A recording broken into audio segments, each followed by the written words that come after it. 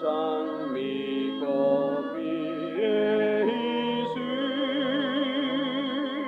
아직 맺혀 있는 그때에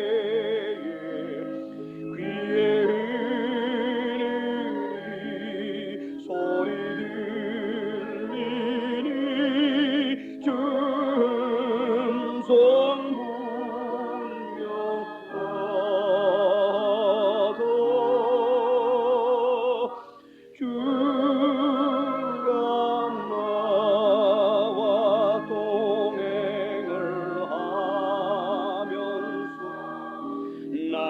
친구 삼으셨네.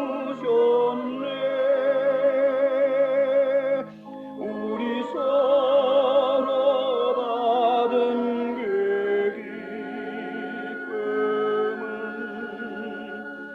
알 사람이 없도다.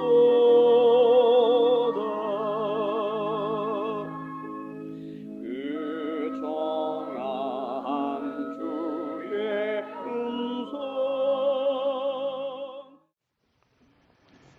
오늘 주시는 말씀은 요한복음 10장 39절에서 40절이 옵시다. 같이 읽으실까요? 저희가 다시 예수를 잡고자 하였으나 그 소선에서 벗어나 나가시니라. 다시 요단강 저편 요한이 처음으로 세례 주던 곳에 가사 거기 거하시니. 오늘의 본문은 지난주에 강해되었던 본문 속에 포함되어 있는 것입니다. 다시 말하면 이미 강해되어서 여러분들에게 전해진 본문이 올시다. 그럼에도 불구하고 제가 다시 지난주에 강해한 본문 가운데서 특별히 오늘 2개 절수만 가지고 이 단에 쓴 데에는 이유가 있습니다. 오늘의 본문은 지난주에 강해된 대로 간단한 내용이에요.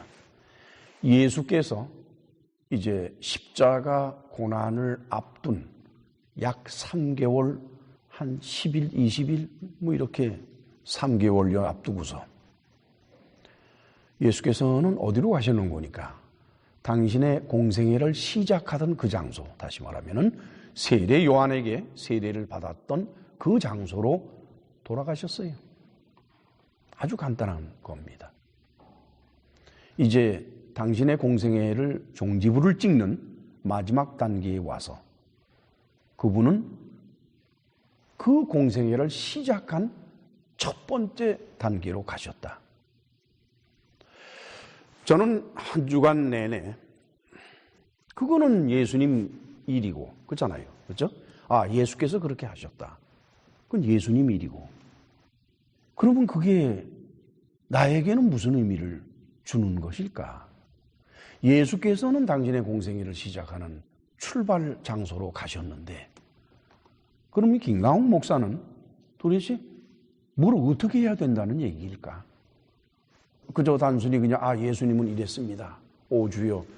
그래서 끝나는 것이 아닙니다. 설교라고 하는 것은 설교한 사람에게도 설교를 듣는 사람에게도 똑같은 도전이 있어야만 될 것입니다. 저는 지난 한 주간 그 도전 속에서 방향을 찾지 못하고 아주 힘들어 했어요. 그런데 느닷없이 먼 뉴욕에서 어떤 분이 전화를 했어요. 그래서 그분과 전화하는 과정에서 제가 어떻게 해야 되겠다고 하는 길을 찾을 수가 있었던 겁니다.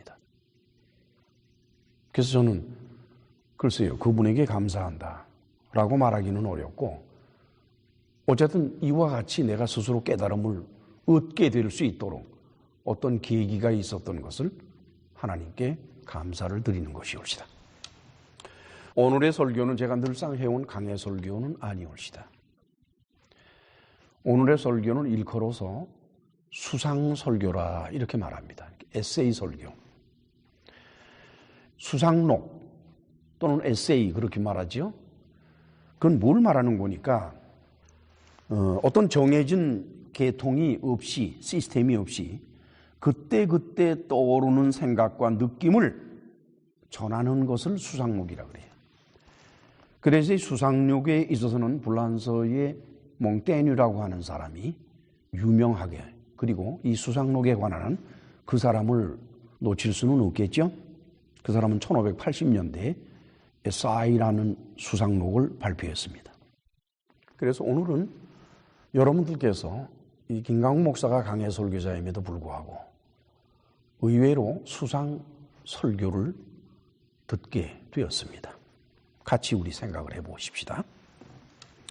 요 며칠 전의 일이었습니다. 저는 어느 여자분의 전화를 받았습니다. 보통 이제 셀폰에 전화가 오면은 셀폰에 그 전화번호가 이렇게 뜨잖아요. 보니까 전혀 모르는 사람에다가 지역도 이 근처가 아니라 아주 먼 지역이에요. 보니까 에어리어 코드가 646이더라고요. 전화번호부에서 찾아보니까 646은 뉴욕의 맨하탄의 에어리어 코드라고 되어 있습니다. 그분은 아주 차분한 목소리로 김강욱 목사님이십니까? 라고 그래요. 그러시면서 당신의 이름도 얘기하지 않고 어디 사는 누구라고도 말을 안 했습니다. 미국 내에서 워낙 많은 주에서 제 설교를 들으니까 당사자가 어디에 사는 누구라고 말하지 않나는 제가 알 수가 없어요. 근데 게다가 제 성격상 상대편이 말하기 전에는 묻지를 않습니다. 그러니까 상대편이 자신의 이름이나 신상에 대해서 말을 하지 않으면은 그 사람하고 아무리 긴 얘기를 하더라도 저는 전화를 끝내고 나서 그 사람이 누군지 몰라요. 제 설교를 듣고 전화하는 사람들은 크게 두 부류로 나눌 수가 있습니다. 그건 뭐 어느 목사님이나 마찬가지겠죠. 첫째, 한 부류의 사람들은 제 설교에 공감을 하고 좋아서 전화하는 분들이에요. 그래서 그분들은 대개 이제 설교가 좋은데 어떻게 하면은 다른 설교 CD도 구할 수 있습니까? 라고 묻습니다.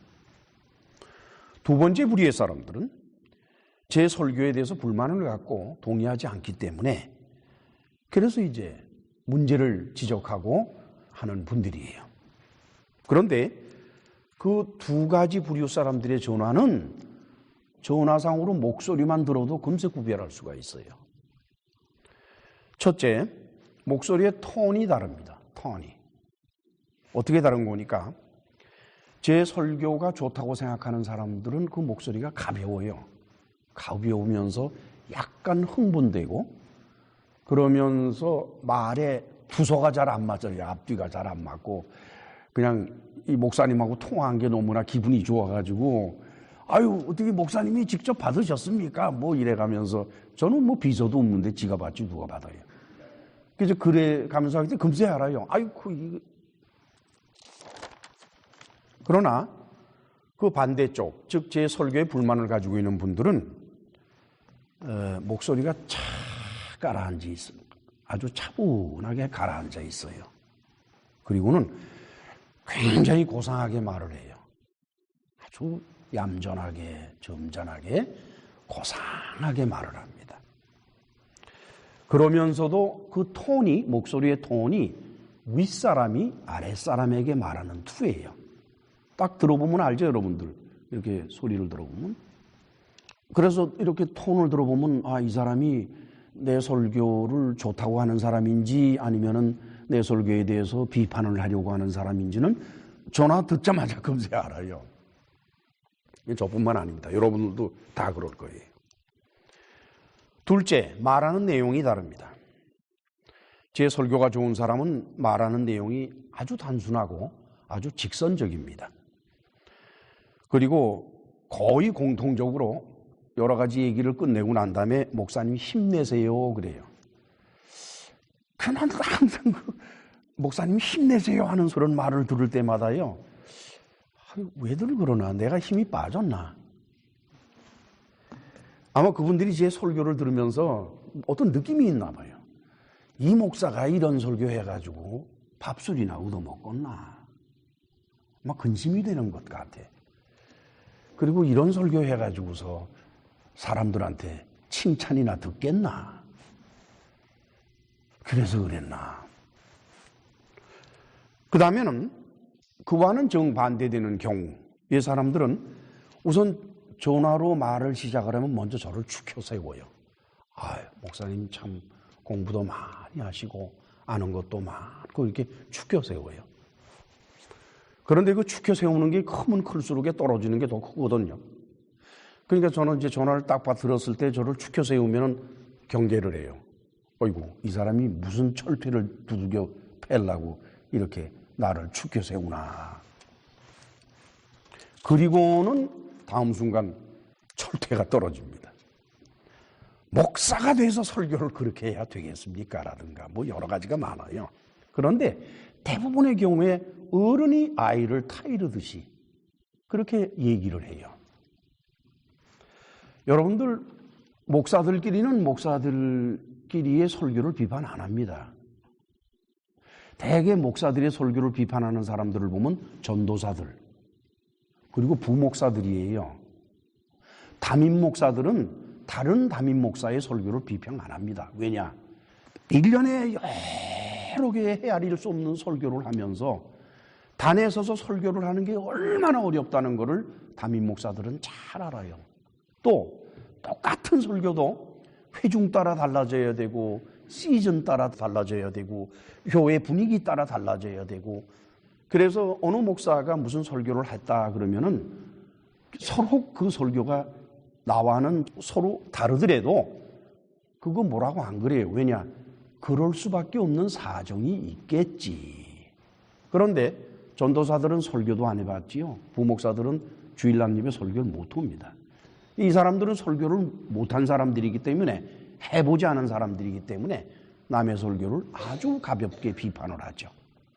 그 다음에 두 번째는 평신도들, 장로든지 누구든지 간에 목사들의 설교를 아주 쉽게 비판합니다.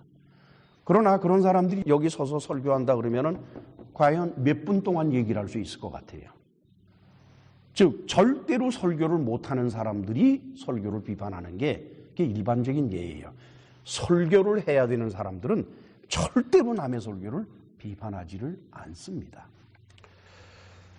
자, 이제 이렇게 제 설교를 비판하는 분들을 만났을 때 그걸 이제 내가 어떻게 답변하느냐에 따라서 이제 그에 따른 반응이 아주 전혀 달라져요. 한번 들어보세요. 만약에 상대방의 비판에 대해서 제가 변명을 하거나 토를 달잖아요.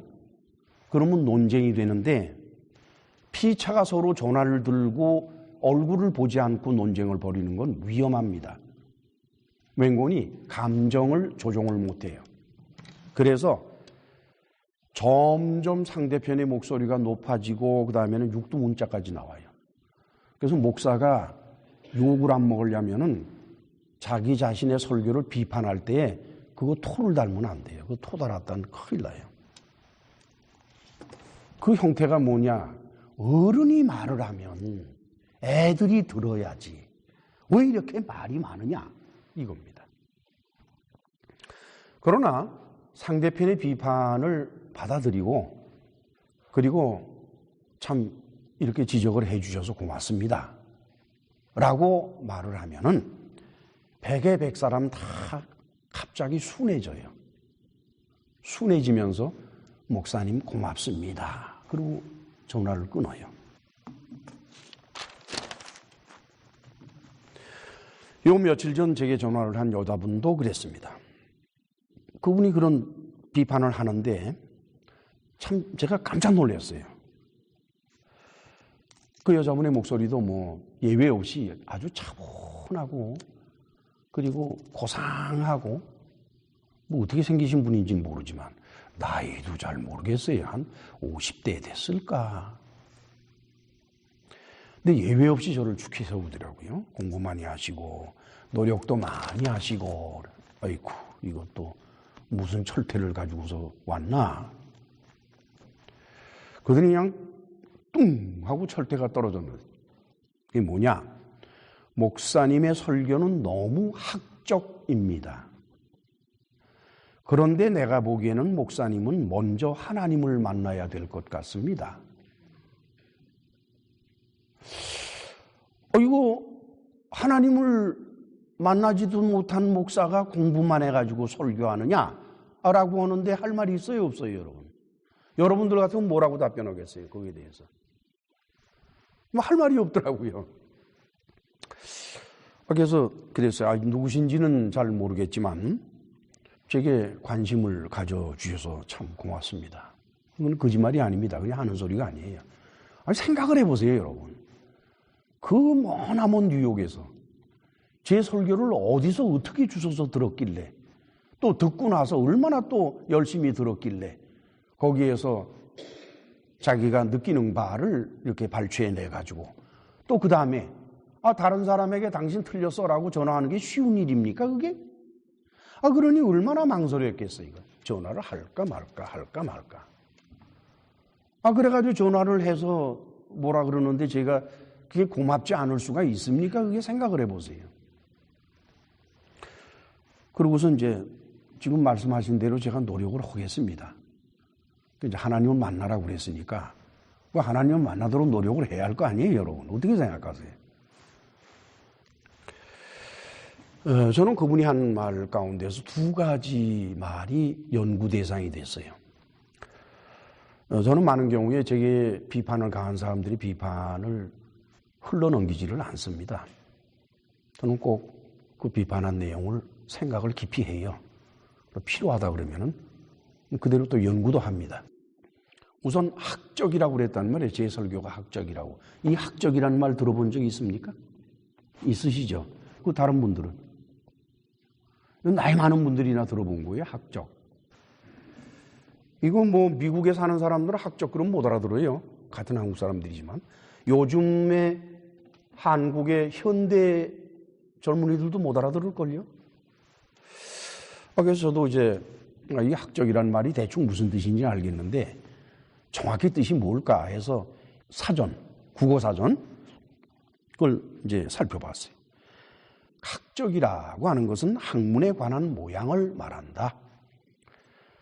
특히 학문으로서의 요건에 적합한 모양을 말한다. 다시 말하면 학문이라고 하는 것은 아무나 할 수 있는 것이 아니요 아무렇게나 하는 것이 아니라는 뜻입니다. 그래서 그것은 무엇인가 보니까 첫째, 체계적이어야 된다. 앞뒤가 맞아야 된다. 둘째, 조직적이어야만 된다. 옆이 맞아야 된다. 셋째, 합리적이어야만 된다. 이런 것들을 썼어요.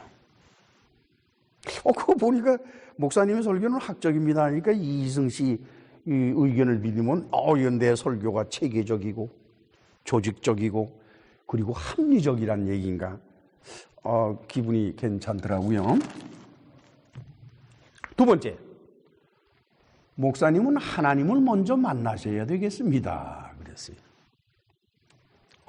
이거 심각하잖아요, 여러분. 심각하다고요. 하나님도 못 만난 목사가 뭐 어쨌다고 교인들 앞에서 뭐 설교한답시고 그럽니까? 말도 안 되는 소리지. 이거 참. 제가 이미 말씀대로 저는 목회 생활이 양분해서 전반부, 후반부 이렇게 돼 있다고 그랬죠.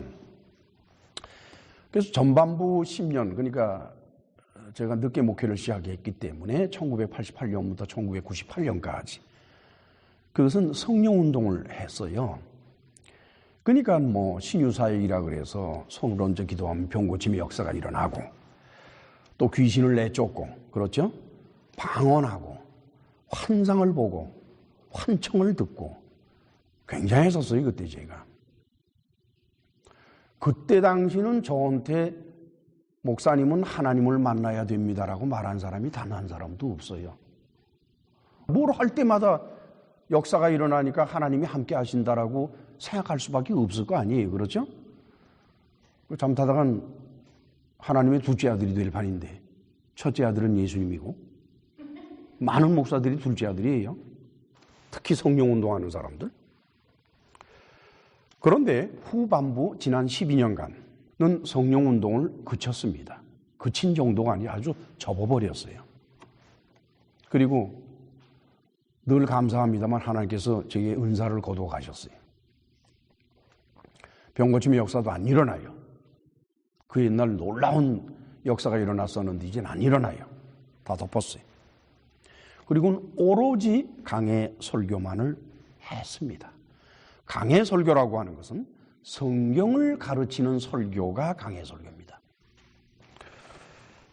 다시 이제 그분이 말씀을 하신 하나님을 만나야겠다. 여러분, 하나님을 만나는 방법은 두 가지입니다. 대별해서. 첫째 하나는 체험을 통해서 만나는 게 있어요. 만약에 내가 기도를 했는데 기도한 대로 어떤 역사가 일어났다 그러면 사람들은 하나님을 만났다라고 얘기를 해요.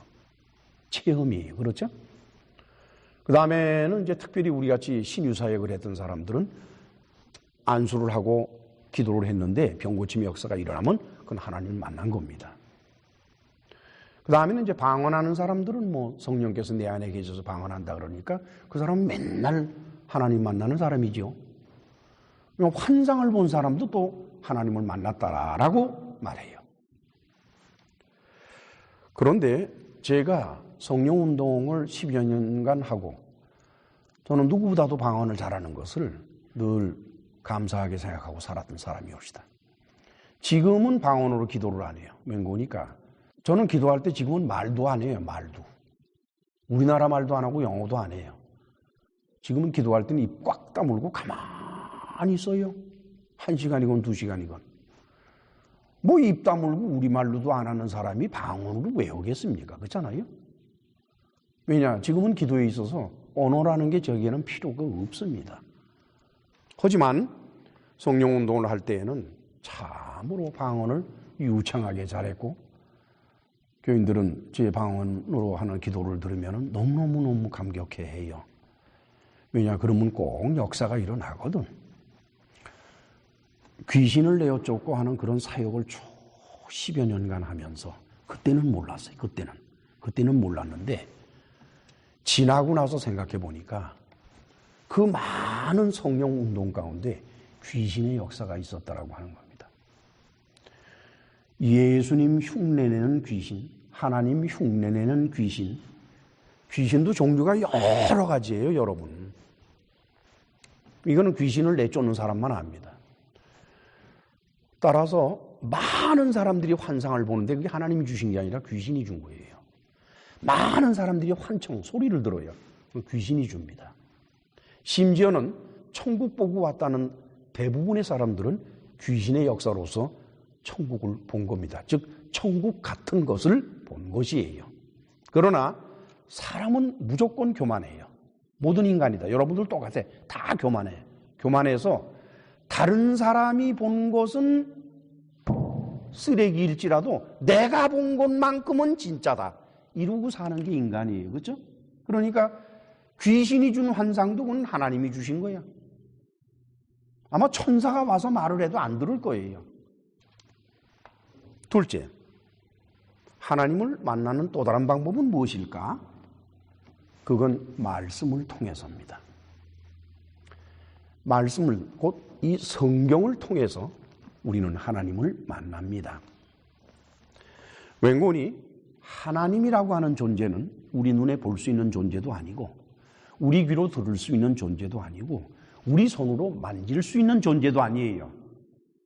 하나님은 어떤 분이에요? describe 된 분이에요. 성경에 기록된 분이 하나님입니다. 하나님은 실존하며 존재하고 있지만은 인간은 도저히 하나님을 볼 수가 없고 느낄 수조차도 없어요. 구약 성경을 보면은 하나님께서 당신의 백성들 가운데서 족장들, 뭐 아브라함도 그렇고 대화를 나누거나 만나시거나 그럴 때는 당신이 직접 만나지는 않습니다. 가브리엘 천사나 천사를 시키도록 되어 있어요. 그럼 천사들은 와서 자기가 하나님인 양 말을 하도록 되어 있어요. 메신저라는 건 그런 겁니다. 메신저는 자기의 말을 하는 것이 아니라 자기를 보내신 분의 말을 하기 때문에 자기를 보내신 분의 권위를 가지고 나는 여호와로라 그래요. 천사가. 왜냐? 하나님이 주신 권위이기 때문에. 그래서 말을 하는 겁니다. 그렇기 때문에 광야 40년 생활 가운데에서 이스라엘 백성들, 특별히 모세에게 시비를 걸었던 많은 사람들, 미리암도 그렇고 아론도 그렇고 모세한테 불만을 표한 때가 있었어요. 너만 하나님의 말씀을 듣냐? 우리도 듣는다. 그럴 때 하나님께서 나타나셔서 하신 말씀이 있어요. 뭐냐? 다른 사람을 만날 때는 내가 직접 만나질 않고 천사들을 시켜서 만나지만은 모세만큼은 내가 직접 얘기를 한다. 구약 역사 총틀어 가지고 하나님께서 직접 대면한 사람은 모세밖에 없어요. 여러분들이 모세보다 나아요? 도대체 기독교 교회, 이방인 기독교 교회에 살고 있는 교인들 어떤 누가 모세보다 더 낫습니까? 아닙니다. 모세 정도 돼야 하나님을 직접 만나요. 나머지 사람들은 만났다 그러면 천사를 만났든지 아니면 귀신이 행세를 해서 만났든지 둘 중에 하나지 하나님 만난 건 아닙니다. 그래서 말씀을 통해서예요. 즉 God는 describe된, 기술된, 글로 써진 God라는 거예요.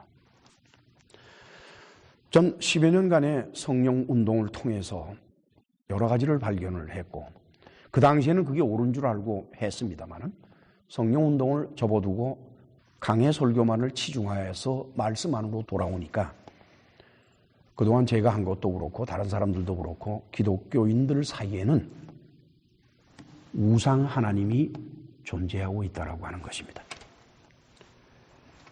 대부분의 기독교인들이 자신의 우상 하나님을 하나씩 가지고 있어요. 그리고는 자기가 가지고 있는 하나님이 제일 진짜라고 믿고 살고 있어요. 사람들이 다. 그래서 서로 간증집회 같은 거 하고 뭐 교인들끼리 서로 받은 바 은혜에 대해서 의논한다 그러면 나중에 싸움이 납니다. 왜냐면 내게 제일 옳으니까 그렇잖아요. 다른 사람 건 틀렸다 이게 내게 옳으니까. 그 우상 하나님은 절간에 있는 부처님과 같고 또 장독대나 선앙당에 있는 천지신명과도 같습니다. 다만 이름만 하나님인 것이에요. 저는 그러한 지난 세월들을 돌이켜보면서 내가 목사로서 해야 할 일이 과연 무엇일까 앞으로 이 우상 하나님을 물리칠 수 있는 참 하나님을 교회 앞에 전해야 되겠구나. 어느 누구도 당신이 가진 하나님이 우상 하나님이라 그러면은 그것을 동의할 사람이 단 하나도 없어요. 따라서 그걸 탓하지 말고 참 하나님을 자꾸 전하다 보면은 그걸 듣는 사람들이 이제껏 내가 생각해온 하나님이 틀렸구나. 뭐 잘못됐구나. 이런 걸 깨닫게 될 테니까. 그런데 만약에 내가 그 하나님을 보통 목사님들이 말씀을 하실 때 하나님은 이런 분입니다 라고 자기의 의견을 가미해서 설명을 한다 그러면은 저는 도리 없이 김강웅식 또 다른 우상 하나님을 만들어서 그래서 교인들한테 소개하는 꼴이 돼요. 무슨 말인지 이해가십니까? 목사가 생각하는 하나님은 진짜고 교인들이 생각하는 하나님은 우상일 수가 있다. 말도 안 되는 소리예요. 목사는 사람 아닙니까? 다 똑같아요. 우상 하나님은 목사에게도 있고 교인들에게도 있는 거예요. 그래서 선택한 것이 성경을 강해하는 일이었습니다. 성경을 강해하다 보면은 그리고 그 강해를 계속해서 하며 동시에 그 강해 설교를 계속 듣다 보면 자신도 모르는 사이에 뭐라고 뚜렷이 말로 표현할 수는 없지만 그 말씀 안에서 진짜 하나님을 만나게 된다라고 하는 것이에요. 교인들이 개인적으로 하나님을 만나게 되는 것은 목사의 일은 아닙니다. 목사도 사람인데 사람이 어찌 영이신 하나님을 이리 가라 저리 가라 할 수 있어요? 성령 받으시오. 저 옛날에 이거 잘했어요. 쉿 성령 받으시오. 그럼 주여 주여 난리 나지. 잘 해본 주세요. 제가 주여 삼창하면 교회가 떠나가요. 들썩들썩해. 그거 잘해야 성령운동하는 목사입니다. 주야! 이래가지고는 안 돼. 무슨 말씀인지 아시겠어요? 자, 그러면 목사가 할 수 있는 일이 뭘까? 없어요, 솔직히 말해서. 하나님을 만나게 하는 데 있어서 목사가 할 수 있는 일은 없습니다. 왜냐? 하나님이 만나주시는 거지. 그렇죠? 목사가 하나님을 뭐 이렇게 멱살잡이로 끌고 가서 교인들 만나게 합니까? 어림없지.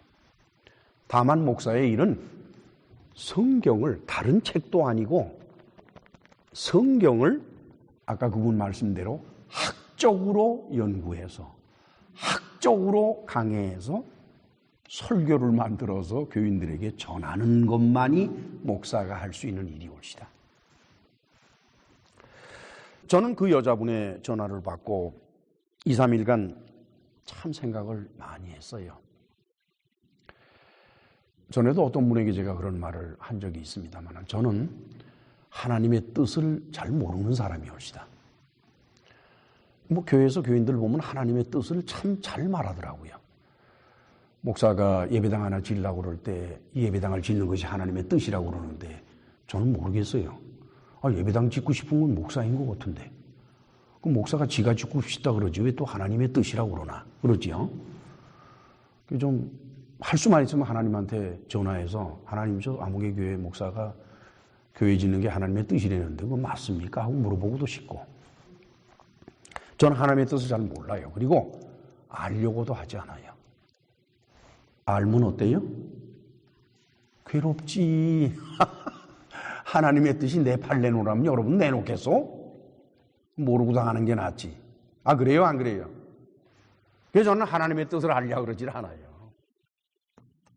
그러면 이런 말을 하면 또 그래요. 저 사람은 목사가 돼가지고 하나님의 뜻 안에서 산다라고 하는 것조차도 모르고 저럴 수가 있나? 아니에요. 저는 모든 것이 다 하나님의 뜻이에요. 모든 것이. 따라서 제 앞에 닥친 모든 것, 그 전부가 다 하나님의 뜻이에요. 제게 있어서는. 그러니까 모든 걸 다 최선을 다해서 해요. 이제 그러다 보면은 손해보는 때도 있고, 그렇죠? 또 그러다 보면 득이 되는 때도 있고, 뭐 득이 되거나 손해가 되거나 뭐까지 나하고 무슨 상관이 있습니까? 뭐 손해 좀 보면 되는 게고, 뭐 득 봤다 그래야 조금 있으면 또 손해 볼 거니까. 그러니까 가졌다고 해서 좋아할 것도 없고 잃었다고 해서 슬퍼할 일도 없는 거예요, 옳시다. 따라서 교인들이 제 설교에 대해서 비판하는 것을 저는 하나님께서 내게 그렇게 하시는 거로 생각을 해요. 여러분들이 이 말을 믿어줄지는 잘 모르겠습니다만은 전 그렇게 생각을 합니다. 하나님께서 왜 내게 이런 말씀을 하셨을까? 너는 하나님을 못 만났다. 하나님을 만나야 된다. 왜 그러셨을까? 분명히 난 하나님을 만났다라고 생각하고 살아왔는데 왜 그랬을까? 저는 깜짝 놀랐어요. 정말 깜짝 놀랐어요. 제가 강해 설교를 시작할 때 제 마음이 무엇이었는 거니까 기독교 교회 안에 널려 퍼진 우상 하나님을 없애기 위해서 성경에 기록되어 있고 성경에 담겨 있는 하나님을 기록된 그대로 있는 그대로 전해야 되겠는데 그렇게 할 수 있는 방법은 주제 설교로는 불가능하다 이게. 그렇게 할 수 있는 것은 강해 설교만이 가능하다. 따라서 나는 강해 설교를 해야 되겠다. 강해 설교를 하니까 1년 만에 교인 수가 반으로 줄고 또 하니까 또 반으로 줄고 또 계속하니까 또 반으로 줄고 줄고 그래서 남은 게 몇 분이에요, 여러분? 12명 여기 앉아 계신 여러분들이 남았어요. 문득 그 생각을 했어요. 내가 강해 설교를 시작한 첫걸음을 잊고 있었구나. 내가 그동안 그걸 잊고 살았구나. 이 사람이 내게 그걸 일깨워줬구나. 당신이 강해 설교를 처음 시작할 때 성경에 기록된 하나님을 전하겠다고 시작했지 않느냐?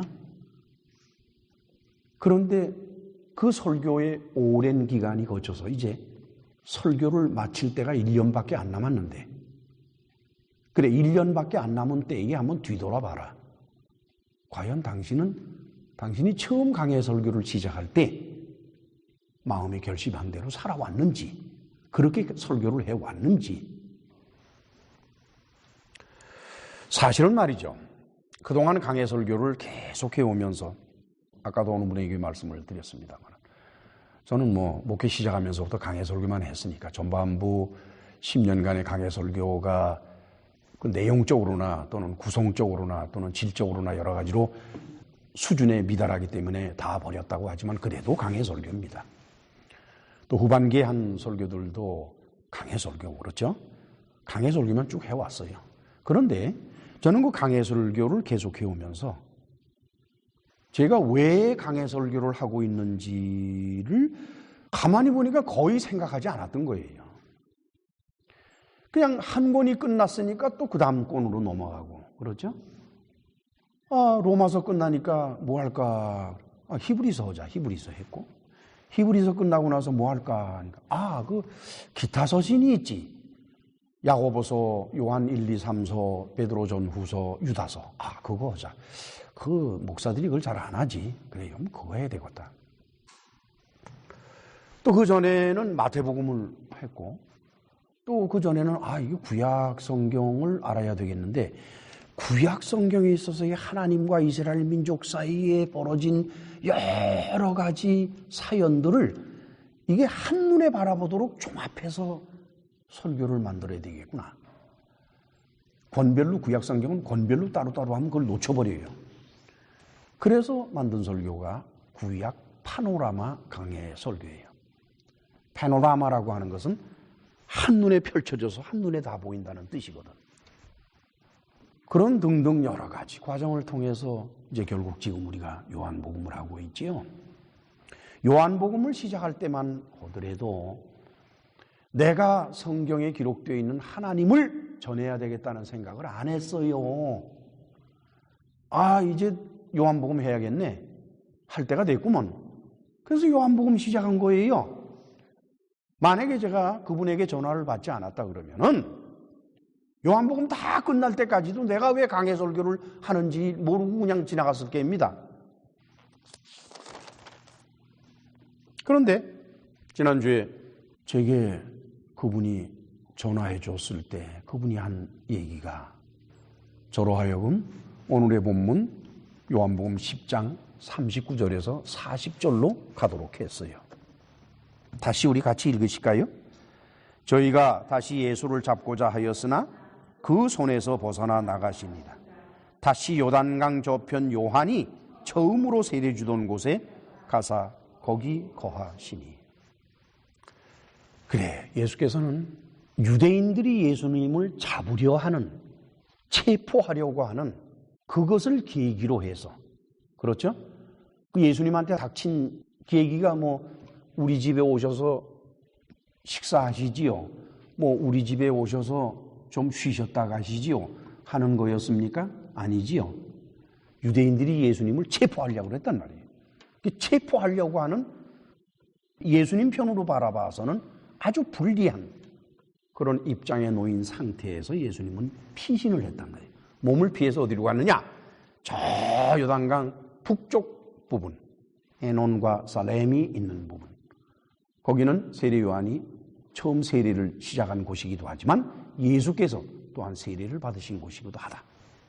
그리 가신 거예요. 그러시면서 거기에서 이제 3개월 남짓 후면 십자가형을 받게 되는데 거기에 머물러 계십니다. 스테이 하고 계세요. remain. 어디로 떠나지 않고 남아있는 거예요.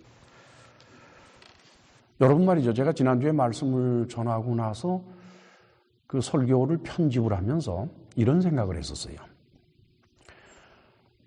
우리가 인생을 살면서 얼마나 많은 경우에 처하게 되고 또 얼마나 많은 일을 겪고 살아왔을까?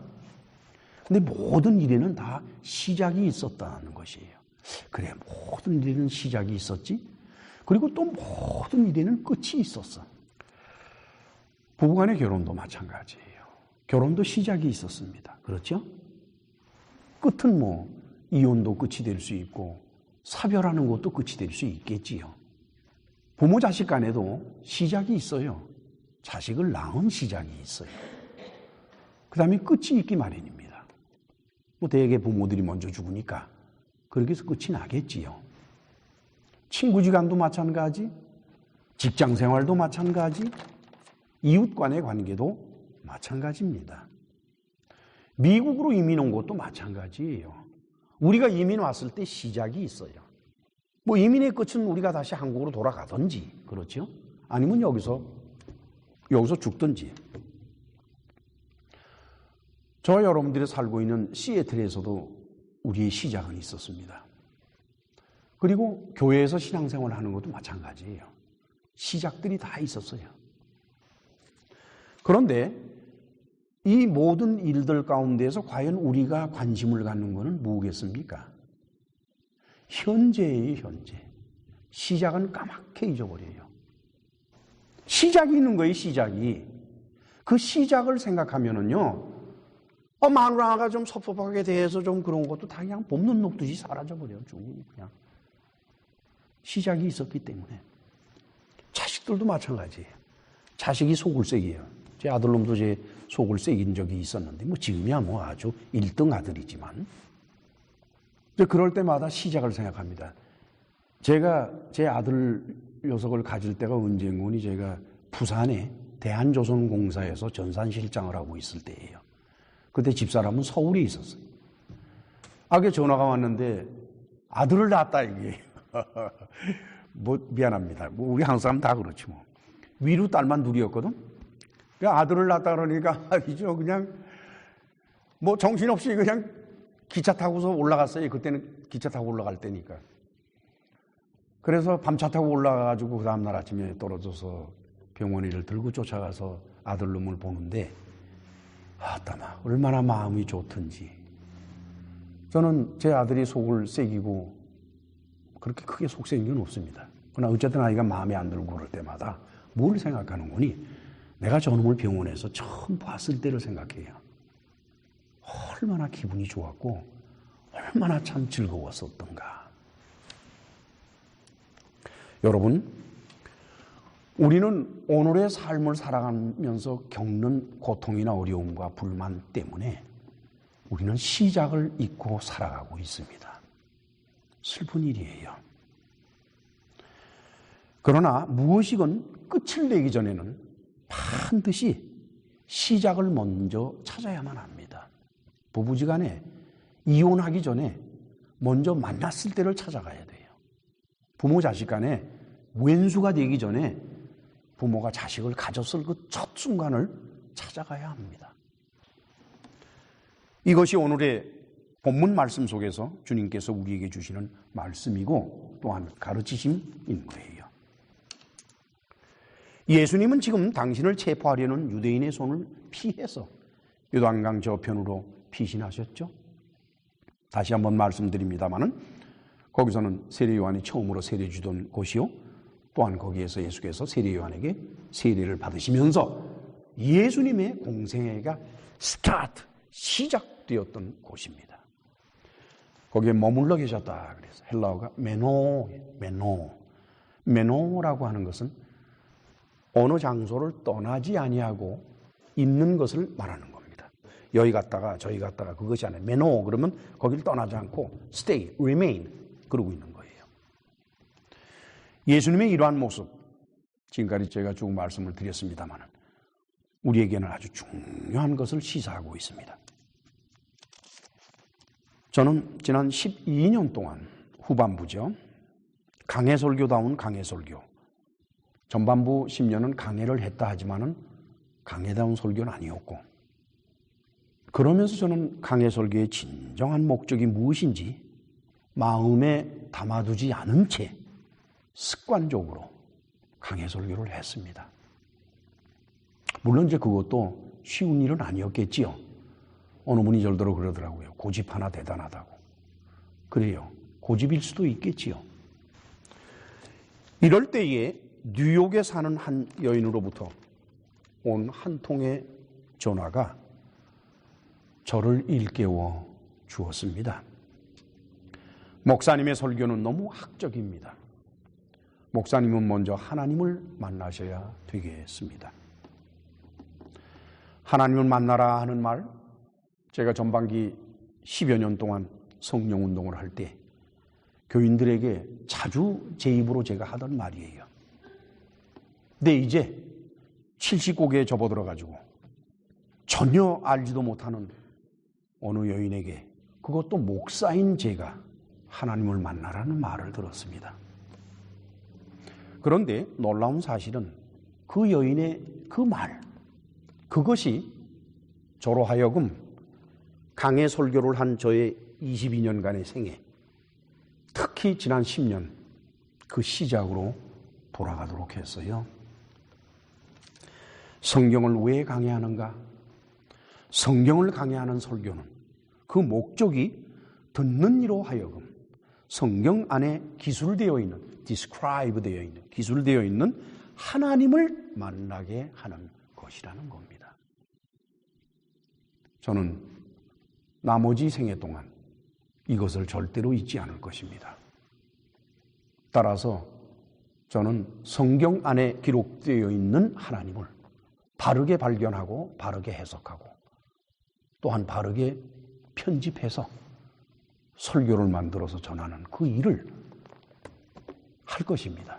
물론 제 퍼블릭한 공적인 설교는 요한복음을 끝으로 마치겠습니다만 나머지 생애 동안에 하나님을 바르게 전하고 교인들로 하여금 하나님을 제대로 만나게 하는 일, 그것이야말로 강해 설교자가 할 수 있는, 또 해야 되는 길이 아닐까.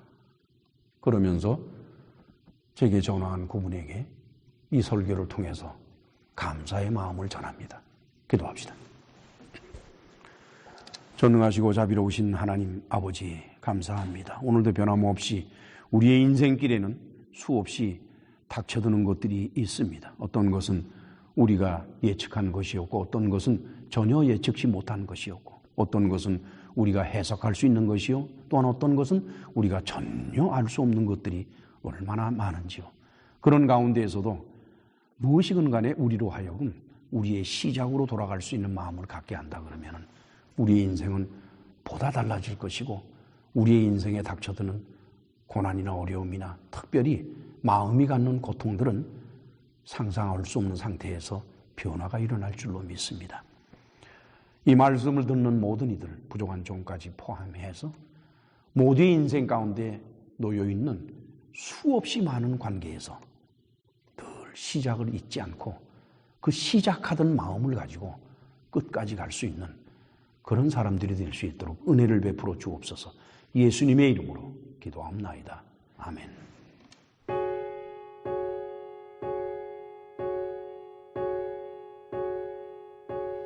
There is a fountain filled with blood drawn from Emmanuel's veins, and sinners plunged beneath that flood lose all their guilty stains, lose all their guilty stains, lose all their guilty stains, and sinners plunged beneath